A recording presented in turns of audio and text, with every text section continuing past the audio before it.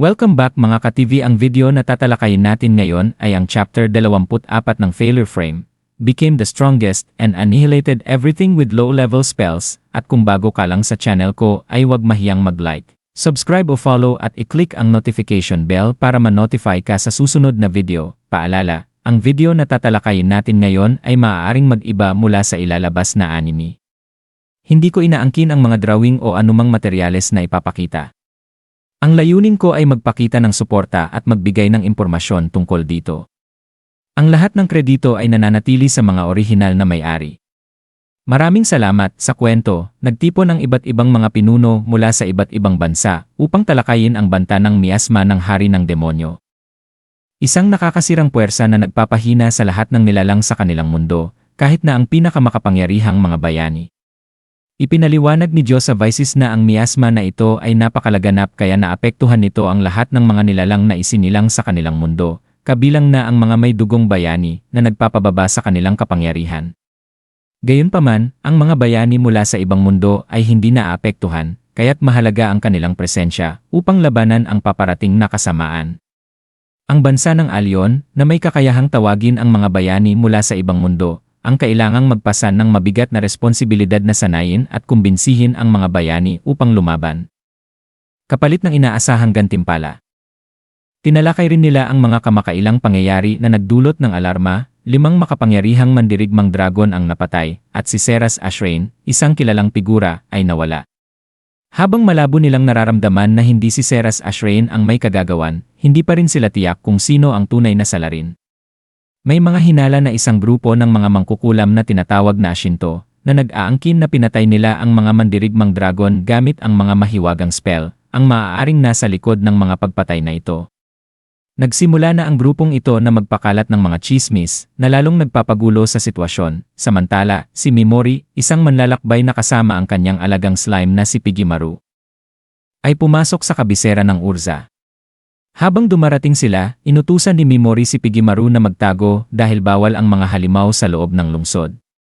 Sa kanilang paglalakbay, napansin ni Mimori na wala silang mga humahabol, ngunit narinig niya ang mga bali-balita tungkol sa pagkamatay ng 5 mandirigmang dragon at ang pagkawala ni Seras Ashrain.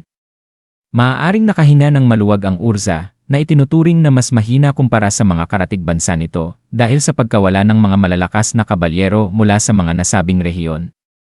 Binanggit ni Seras, na kasama ni Mimori, na ang pag-iral ng Urza hanggang ngayon ay dahil sa pamamagitan ng Diyosa, sapagkat hindi sapat ang sariling puwersa nito upang labanan ang mga makapangyarihang kaaway. Isinilang ng kwento ang mga dinamika sa loob ng Urza, na ipinapakita na ang bansa ay gumagamit ng isang figura na tinatawag na Dragon Slayer upang ipakita ang kapangyarihan nito, sa kabila ng reputasyon nitong umiiwas sa labanan. Nag-usap sina Mimori at Seras tungkol sa kanilang plano na manatili sa isang inn, kung saan iginiit ni Mimori na magkahiwalay sila ng kwarto. Ngunit walang pag-aalinlangan si Seras na iminumungkahi na magbahagi sila ng kwarto gaya ng dati nilang ginawa. Sa inn, inakala ng receptionist na sila ay mga bayarang mandirigma at tinanong kung sila ay naroon para sa Blood Colosseum, isang arena kung saan naglalaban ang mga bayarang mandirigma at alipin hanggang kamatayan para sa kasiyahan ng madla. Katulad ng sinaunang Colosseum ng Roma, habang pinag-iisipan ni Mimori ang tungkol sa Blood Colosseum, nalaman niya na ito ay pinamamahalaan ng Duke ng Urza at ng Guild ng mga bayarang mandirigma at nagsisilbing aliwan at paraan upang suriin ang mga mandirigma. Ipinapaliwanag ni Seras na may malawak na kaalaman, ang mahalagang papel ng mercenary guild sa iba't ibang bansa at ang kanilang pagkakasangkot sa maraming bagay, kabilang na ang eksplorasyon ng mga guho.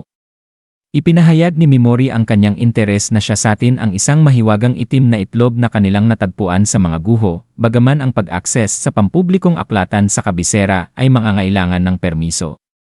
Isinaalang-alang niya ang paghanap sa mangkukulam ng mga tabuos para sa impormasyon. Sa isang bar, narinig ni Mimori ang isang usapan tungkol sa 5 mandirigmang dragon at ang mga chismis na pumapaligid sa kanilang pagkamatay.